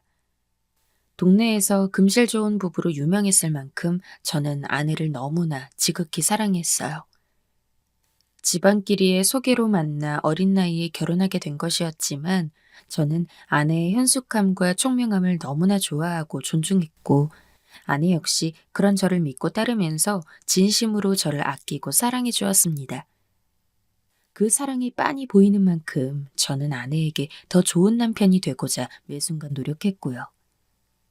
그렇게 몇십 년을 넘게 서로 보듬고 살아온 만큼 저는 아내에 대한 상실을 겪고 난 뒤 한동안 제정신이 아닌 상태로 살았습니다. 밤에 눈을 감으면 아내의 꿈을 꿨고 눈을 뜨고 있는 순간에도 아내의 환각이 보일 정도였죠. 장례식장에서는 눈물을 흘리다 쓰러지기도 했어요. 저를 아는 모든 사람들이 저를 걱정했습니다. 제가 얼마나 아내를 진정 사랑했는지 아니까요. 아버지, 괜찮으세요? 물론 그 많은 사람들 중에서도 저를 유독 걱정해 준 사람이 있다면 제 큰아들이었습니다. 결혼을 하고 둘도 채 안 된 손녀를 키우며 자기 가정을 꾸리고 있던 아들은 자기도 이래저래 바쁠 텐데 아내를 잃은 저를 위해 일주일에 한 번씩은 꼭 찾아왔죠. 제가 하루하루 힘겨운 와중에도 버틸 수 있었던 이유는 큰아들이 그만큼 저를 신경 써주었기 때문입니다. 만약 아들이 아니었다면 저는 아마 깊은 우울증에 걸리지 않았을까요? 아들은 떠난 아내를 대신해서 반찬을 만들어 두고 가기도 하고 가끔은 며느리와 손녀까지 데려와서는 저희 집에서 하루 묵기도 했습니다. 비록 예전처럼 늘 밝게만 웃을 순 없었지만 큰아들의 노력 덕에 그래도 조금씩 기운을 차려갔습니다. 그때 큰아들이 제게 제안을 한 게 있었어요. 아버지, 괜찮으시면 저희랑 같이 사는 게 어떠세요? 무슨 소리 하는 게냐?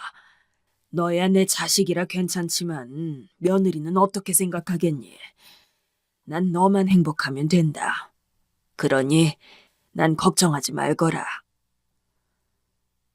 앞으로도 죽은 아내를 그리며 혼자 살아갈 제가 걱정됐는지 큰애들은 제가 본인들과 함께 살기를 원했어요. 그 고운 마음씨는 너무 고마웠지만 전 거절했습니다. 큰아들과 같이 사는 것이 달갑지 않았던 것은 아닙니다. 오히려 아끼고 사랑하는 아들과 함께 살면 늙어서 적적하지도 않고 좋았겠죠. 하지만 큰아들이 제 가족을 이루고 있는 만큼 며느리와 손녀가 저랑 사는 게 불편할 것 같아서였어요. 뭐 손녀야 어리니까 아직 그렇다 쳐도 며느리는 시아버지 모시고 살게 되는 건데 그런 거 좋아할 며느리가 세상에 어디 있습니까? 제가 아무리 나이가 들고 떠난 아내 때문에 외로운 노인네처럼 살아야 한다고 할지라도 그 정도의 염치는 있었습니다. 너희도 너희끼리 먹고 살고 보듬기 바쁜데 내가 거기 끼어들어서 되겠냐? 난 혼자 살 수 있다.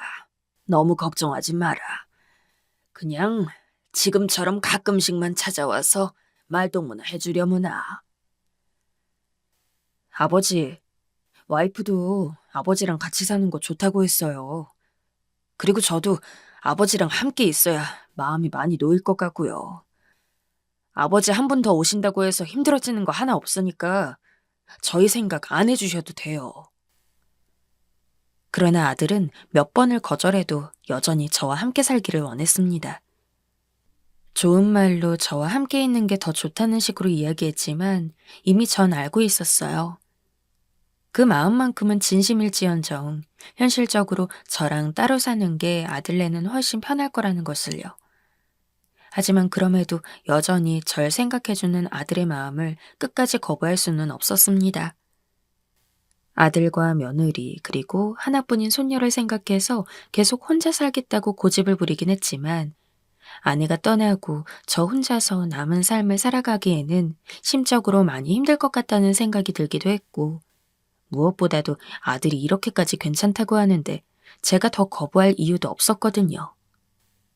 결국 저는 몇 번이고 고맙다고 이야기하면서 큰아들과 함께 살게 되었습니다.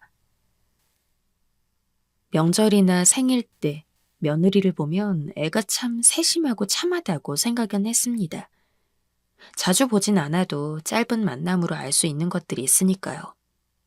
그러나 실제로 함께 살게 되니 며느리는 여간 똑부러지고 현명한 게 아니었어요.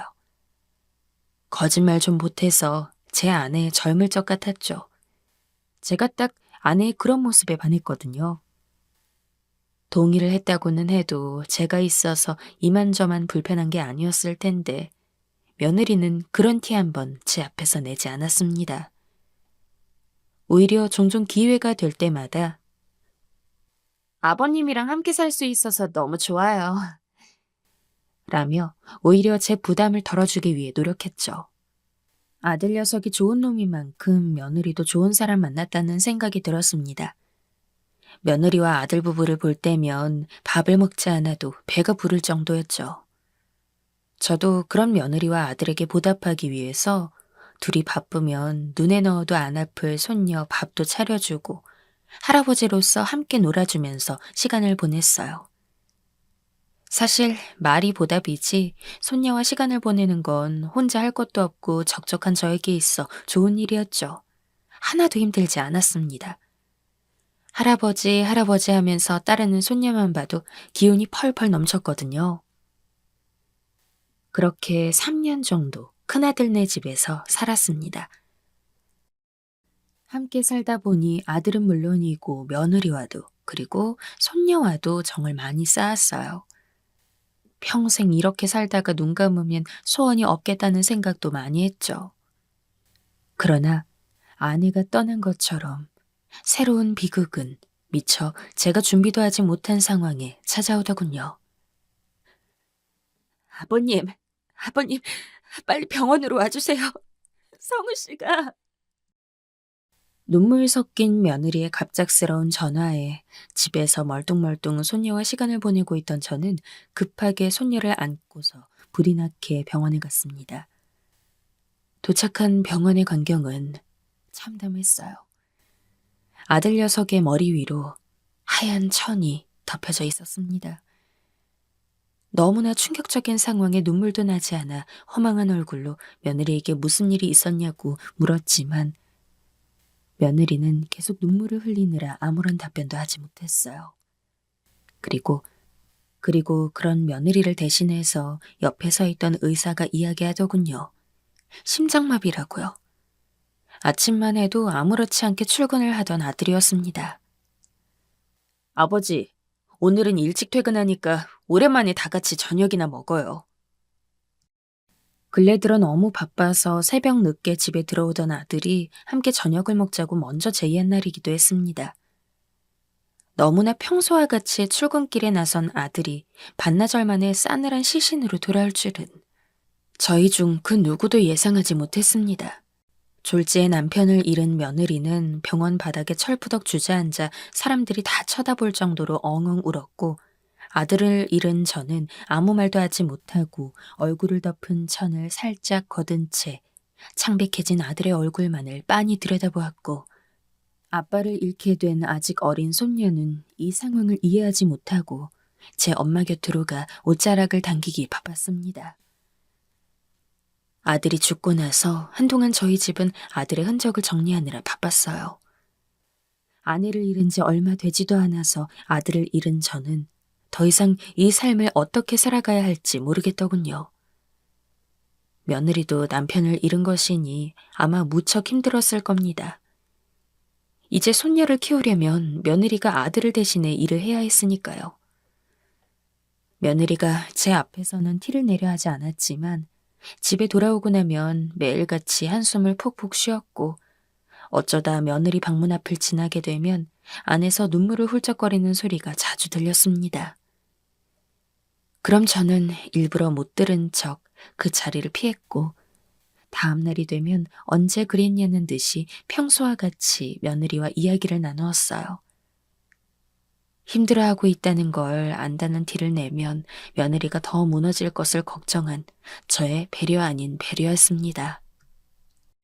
며느리가 어느 정도 마음을 추스를 때까지는 저 역시 집에서 평소와 같이 지내며 손녀를 돌보았어요. 이건 저를 위한 것이기도 했습니다. 갑자기 모든 아들의 흔적과 떨어지게 되면 저도 아들의 죽음을 더 선명하게 느낄 것 같았거든요. 그러나 현실적으로 제가 계속해서 며느리와 함께 살 수는 없었습니다. 다른 이유가 아닙니다. 세간에서 만약 제가 아들도 없는 상황에서 며느리와 산다고 하면 절 어떻게 보겠습니까? 시사 프로그램에서 나올 법한 파렴치한 시아버지로밖에 안 보이겠죠. 그런 걸 모르는 게 아니었기에 저는 아들이 죽고 3개월이 되는 날부터 저 혼자 살 만한 집을 찾기 위해서 부동산을 다녔습니다. 가진 돈에 맞춰야 하다 보니 빠르게 집을 구하긴 힘들 것으로 보였지만 더 이상은 미룰 수가 없었죠. 며느리에게도 미리 이야기를 해놨습니다. 나도 슬슬 나 혼자 살 집을 찾아야겠다. 아무래도 성우도 없는데 내가 너랑 사는 건 모양새가 안 좋지 않겠니? 최대한 가까운 곳으로 잡아볼 테니까 나 나가고 나서도 가끔씩은 보자꾸나. 나도 손녀가 그리울 테니. 저는 며느리도 그게 편할 거라고 생각했습니다. 제가 그 집에서 함께 살 수 있었던 건 아들이 있었기 때문이지, 아들이 없는 지금은 며느리 역시 이전보다 훨씬 더 제가 불편할 테니까요. 하지만 며느리는 제 예상과는 다른 말을 했습니다. 아버님, 저 어차피 새로운 사람 만나서 결혼할 것도 아니에요. 떠난 성우 씨 생각 가끔씩 하면서 지수랑 오손도손 살 거거든요. 그리고 저는 아버님도 지금과 같이 계속해서 모시고 살고 싶어요. 아버님도 멀리서 가끔씩 보는 게 아니라 매일같이 곁에서 손녀 커가는 거 보는 게 더 좋으실 거 아니에요. 며느리 말이 이해가 안 되는 건 아니었습니다. 그러나 저라고 바로 받아들일 수 있는 문제가 아니었죠. 성우 살아있을 때 그런 얘기했다면 너무도 고맙게 받아들였을 거다. 하지만 현실적으로 봤을 때 너랑 나랑 둘이 한 집에서 사는 게 남들이 보기에 어떻겠니? 아무리 지수가 있어도 좋지 않게 보일 거야. 난 그런 시선 받기 싫다. 그리고 괜히 너나 지수한테 안 좋은 영향 주는 것도 싫고.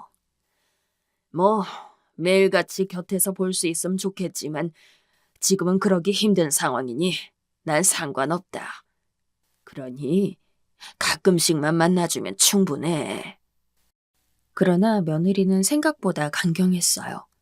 제가 주변 사람들 눈치 때문에라도 같이 살 수 없다고 하니까 본인이 현재 처한 상황에 대해 피력하며 제가 함께 있어야 하는 이유를 조목조목 설명하더라고요.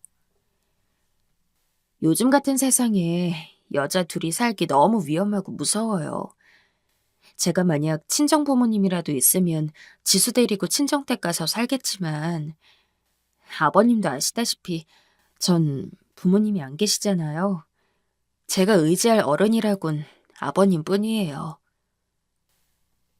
아들이 며느리와 결혼할 적에 들었던 건데 며느리 부모님은 며느리가 대학교를 다닐 시절에 교통사고로 세상을 떠났다고 했어요. 그래서 며느리는 그 어린 나이부터 혼자서 모든 것을 책임지고 살아야 했어요. 당시 그런 며느리의 사정을 안 저와 아내는 며느리를 안쓰럽게 여겼습니다. 워낙 씩씩하고 싹싹한 며느리였던지라 평소에는 친정부모님이 안 계신 것도 잊고 있었는데 이렇게 꺼내니까 새삼 실감이 나더라고요. 무엇보다 저희 지수도 아직 어리고요. 지수가 어느 정도 다 크기만 했어도 아버님께 이런 부탁 안 드렸을 거예요. 하지만 당장 성우 씨 빈자리를 저 혼자서 다 채우기엔 어렵다고 생각해요. 그렇다고 제가 다른 남자 만날 생각이 있는 것도 아니고 설사 다른 남자를 만난다고 해도 그 사람이 지수를 정말 친달로 생각해 줄지는 미지수죠. 하지만 아버님은 가족이잖아요. 누구보다도 지수에게 가장 가까운 보호자가 되어주실 수 있어요. 물론 저에게도 마찬가지고요. 아버님 말씀이 이해가지 않는 건 아니지만 조금 더 저희를 생각해서라도 함께 있어 주실 수 없을까요? 부탁이에요, 아버님. 며느리가 그렇게까지 호소하는데 절대 안 된다고 하면서 당장 집을 나갈 수도 없는 노릇이었습니다. 결국 일단 저는 집을 알아보는 것은 그대로 유지한 채 한동안은 조금 더 며느리네 집에서 손녀와 함께 살기로 마음먹었죠. 물론 그러면서도 마음이 편한 건 아니었습니다. 아직은 주변에서 제가 아들이 죽은 뒤에도 며느리랑 사는 걸 모르고 있어서 그렇지 만약 어떤 것을 계기로 알게 된다면 분명 안 좋은 추문이 퍼질 테였으니까요. 그러나 보호자가 필요하다는 며느리의 말이 일리가 있는 말이었기에 한참 동안 고민을 많이 했던 것 같아요. 그냥 집을 나가서 따로 살아야 하는지 아니면 같이 살아야 하는지 혹은 이 둘을 모두 충족하면서 또 다른 방법이 있지는 않을지. 누구에게도 털어놓고 이야기를 할 수가 없는 문제였기 때문에 결정을 내리는 데 있어 많은 시간을 할애했습니다. 생각하고 또 생각했어요. 그러던 어느 날 밤에 손녀가 웬일로 저랑 자겠다고 제 엄마 손을 뿌리치고는 제 방에 오더군요. 할아버지랑 잘래. 지금껏 처음 있는 일이었습니다. 얼떨떨한 기분으로 바닥에 요를 깔고 손녀와 함께 누운 뒤 멀뚱멀뚱 천장을 쳐다보고 있는데 얼마 안 가 도롱도롱 코 고는 소리가 나더군요. 손녀가 잠든 것이었습니다. 그 얼굴을 한참 동안 들여다봤습니다.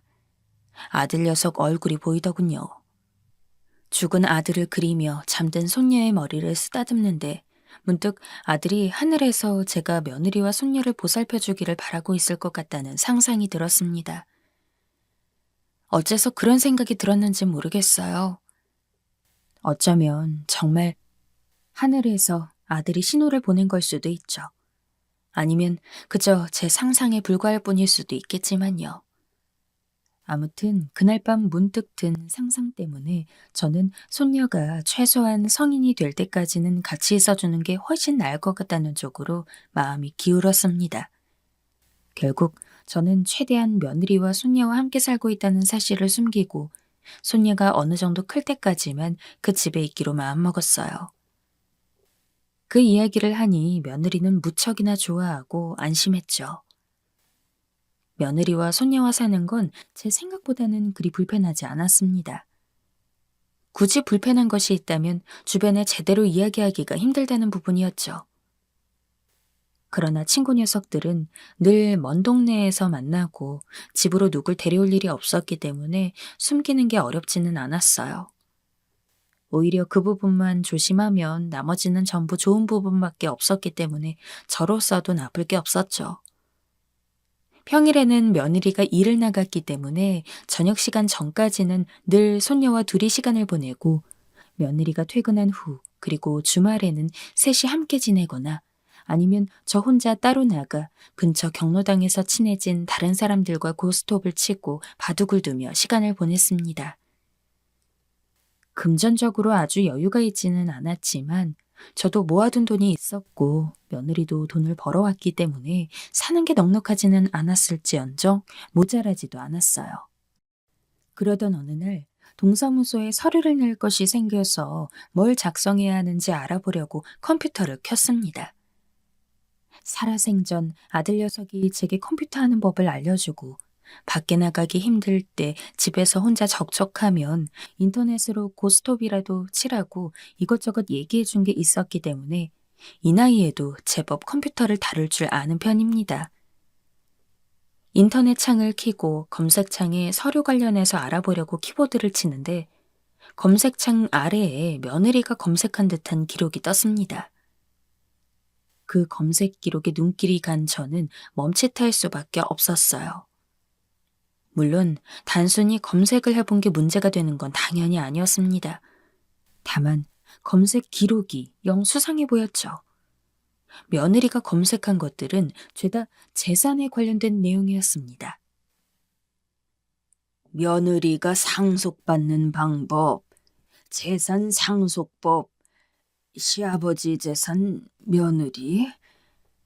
이게 대체 뭐야?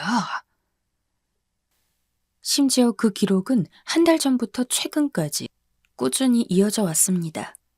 그뿐만 아니라 법률사무소와 관련된 검색 기록까지 있었어요.